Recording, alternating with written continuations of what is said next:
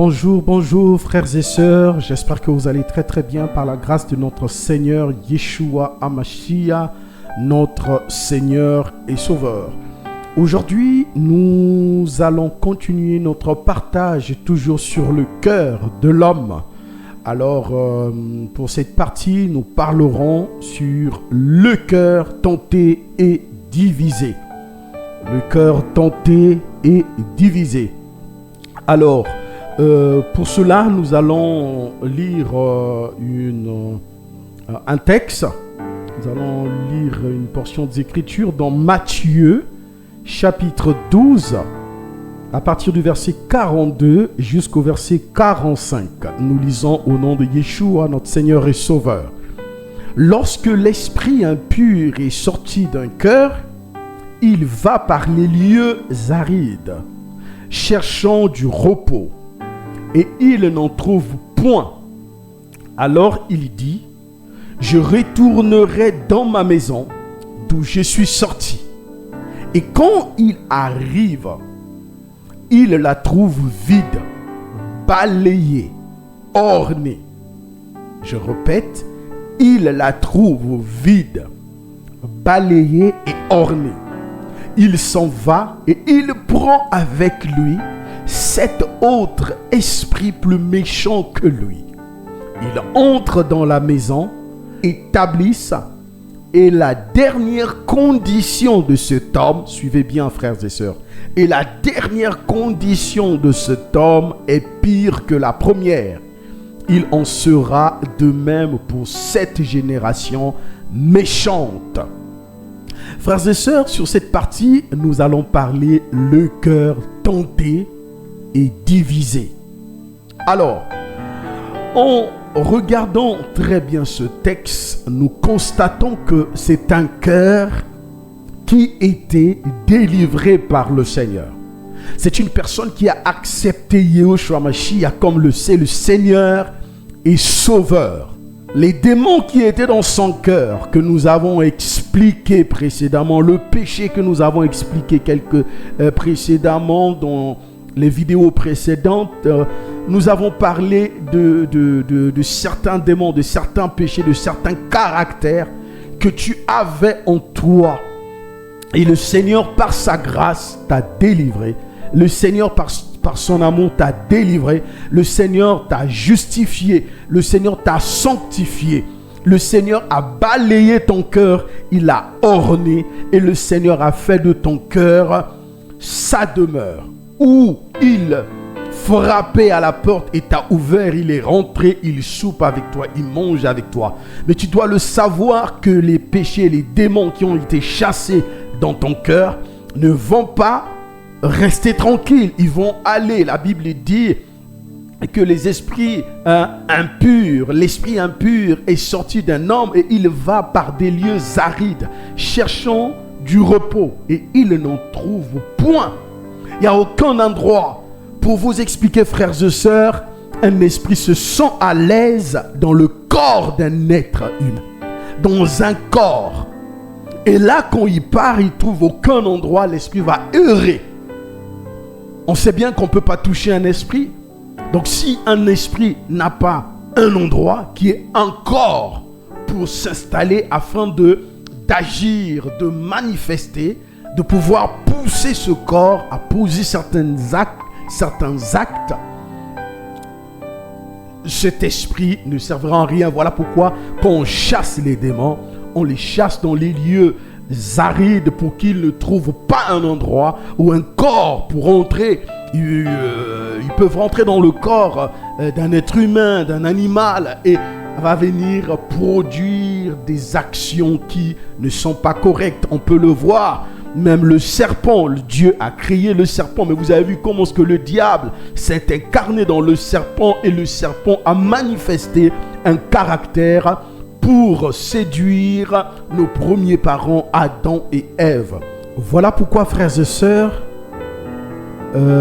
lorsque Jésus a chassé les démons dans ce fou qui s'appelait Légion, et Jésus a posé la question à ces démons, où est-ce que vous voulez que je vous envoie, les démons disent, envoie-nous dans les pourceaux.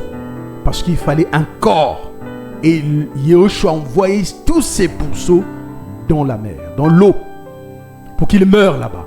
L'esprit a besoin d'un corps pour agir. L'esprit a besoin d'un corps pour opérer. Et ce corps qu'il est en train de chercher, de guetter, c'est ton corps. Là où il était. Quand il t'a mené dans les boîtes de nuit, opérer, faire des actions qui ne glorifient pas le Seigneur. Alors, dans cette partie, nous allons présenter 6 points qui montrent que cette personne est en train de subir les tentations et cette personne s'éloigne du Seigneur. Et le cœur de cette personne est divisé. Et cette personne va s'éloigner du Seigneur. Et quelque chose qui m'a fait très mal, c'est la dernière partie de ce texte qui dit: et il s'en va et il prend avec lui 7 autres esprits, plus méchants que lui. Et il entre dans la maison, s'y établissent, et la dernière condition de cet homme est pire que la première. Et il s'en sera de même pour cette génération méchante. Ce qui veut dire que si vous regardez même l'image, vous allez voir que ces esprits qui sont allés, qui ont été chassés, sont allés prendre des esprits plus forts et plus méchants que eux. Si tu avais un esprit d'adultère, cet esprit va aller prendre des esprits plus forts en adultère. Et quand ils vont revenir, frère, ta situation ne sera pas la même. Ses envies, ses besoins, si le mensonge, ça va encore se multiplier. Je ne sais pas quel type de péché qui te rongeait, quel type de vie que tu menais et que tu as accepté le Seigneur. Et si tu l'abandonnes, sache-le, et que si tu redonnes encore la place à l'ennemi de rentrer dans ton cœur, ta situation sera pire qu'avant.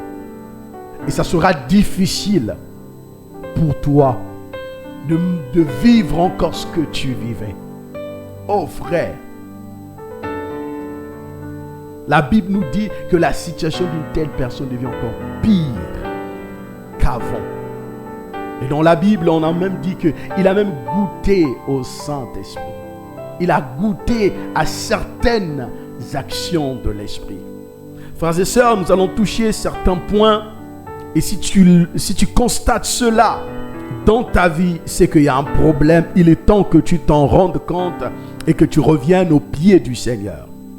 Le premier point, c'est que quand ces esprits partent, ils reviennent.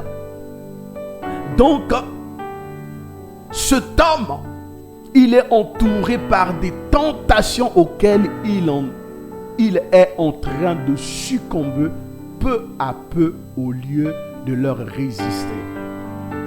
Tu as cru au Seigneur, tu as donné ta vie au Seigneur. Et tu vas vivre encore des tentations qui va faire à ce que tu risques de succomber peu à peu au lieu de résister. La Bible dit: résistez au diable et il fuira loin de vous. Résistez au diable et il fuira loin de vous, frère. Le tentateur sera toujours là. Malgré que tu es délivré, comme disait un prédicateur, le combat spirituel est là jusqu'à ce que nous allons mourir. Tant qu'on a encore en vie, on sera toujours combattu par l'ennemi. Et le combat va s'arrêter le jour que tu vas mourir. Le jour que tu seras dans un cercueil. Ou bien le jour que Yahushua viendra. Parce que la Bible dit: notre délivrance arrive. Voilà pourquoi dans Luc 21, le verset 28, la Bible dit: redressez-vous et relevez la tête, car notre délivrance arrive. Il est temps de se relever et de relever la tête, parce que le monde va vivre des choses compliquées. Et nous sommes même en train de les vivre. Donc, cette personne, il est entouré par des tentations auxquelles il est en train de succomber peu à peu, au lieu de résister. Frère, tu succombes. Ma soeur, tu succombes. C'est sur quel péché qui revient tous les jours? Est-ce que c'est la masturbation? Est-ce que c'est le mensonge? Est-ce que c'est la pornographie? Est-ce que c'est la colère? Est-ce que c'est la haine? Est-ce que c'est la négligence?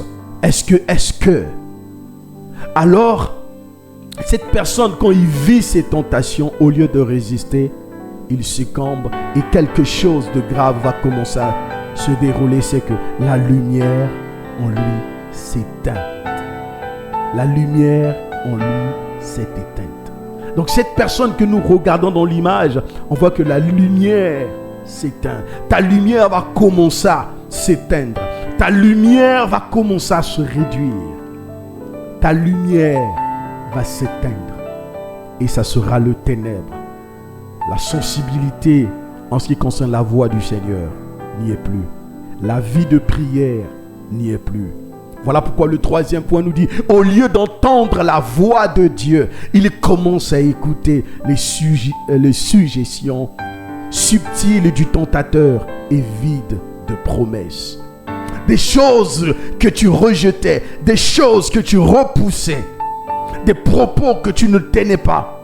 Ces choses commencent à revenir. Quelqu'un avait dit, plus tu t'éloignes de la prière, plus tu t'éloignes de la parole de Dieu, plus le péché va commencer à s'approcher de toi. Plus tu diminues une vie de méditation, de prière, plus tu te rends compte comme si tu pêches maintenant beaucoup. Frères et sœurs, je te dis la vérité. Fais attention. Si tu commences à s'intéresser aux choses qui ont été mal à tes yeux, qui étaient des mauvaises choses que tu avais abandonnées lorsque tu as cru au Seigneur, des choses que tu aimais avant, et tu commences à s'intéresser à ça, c'est qu'il y a quelque chose qui ne va pas dans la relation avec Dieu. Tu commences à écouter qui? Cet homme que tu avais abandonné pour le Seigneur commence à revenir et tu t'intéresses à sa voix. Cette femme, et tu es conscient que cette personne te faisait chuter. Ses amis, cet entourage, cette musique, ces films, ces choses que tu sais, ce n'était pas la volonté du Père. Mais tu commences à y aller. Et des choses qui n'ont ni promesse. Et tu commences à raisonner. Frère, n'arrive pas à la condition de ce monsieur que nous voyons devant cette image. Bien qu'il en va encore à l'église et cache sa mondanité sous le manteau de la religion, l'amour pour Dieu se refroidit dans son cœur. Frère, combien d'entre nous qui partons dans les assemblées tous les jours, sachant que la mondanité sous le manteau de la religion, frères et sœurs, nous allons tromper qui? L'amour pour le Seigneur n'y est plus. Frère, cette situation-là, ce quatrième point, quand on commence à constater cela, frère, sois vrai avec toi-même. Ma sœur, sois vrai avec toi-même. Oui, peut-être qu'on t'a dit que cet homme que tu vas épouser, cette sœur que tu vas épouser, toi qui disais, je ne peux pas passer une nuit avec un sexe opposé. Mais pour cet homme, tu commences à passer des nuits avec elle. Pour cette femme, tu commences à passer des nuits avec elle. Ça flirte. Oh frère, au travail, tu commences à mentir. Toi qui étais honnête, tu faisais bien ton travail. À la maison, tu commences à cacher des choses envers ton mari. Et même devant les enfants, tu n'es plus exemplaire. Les disputes commencent à rentrer dans votre foyer. Des réactions qui n'ont ni tête ni queue. Frères et sœurs, et tous les jours tu es à l'église, tous les jours tu acclames le Seigneur. Tu parles même en langue, tu prophétises même. Frères, faisons attention. Ne restons pas, ne soyons pas de la génération de Samson qui, après avoir passé toute la nuit avec une prostituée. Et demain, il a fait un miracle. Il a soulevé le portail des Philistins. Oh frère, ne te trompe pas. C'est Dieu qui fait le miracle, c'est pas toi. Et Dieu fait ce qu'il veut. Quand il fait des miracles, c'est selon sa volonté. Frère, sœur, ne te dis pas que parce que tu es dans le péché et que quand tu pries, il y a un miracle, que tu es en sécurité, que Dieu te comprend. Non, dans le péché, il n'y a pas la compréhension. Mets-toi à part. Parce qu'à la fin, le Seigneur a dit à certaines personnes, je ne vous ai jamais connus. Ils ont dit, nous avons chassé les démons en ton nom, nous avons prêché en ton nom, frères et sœurs.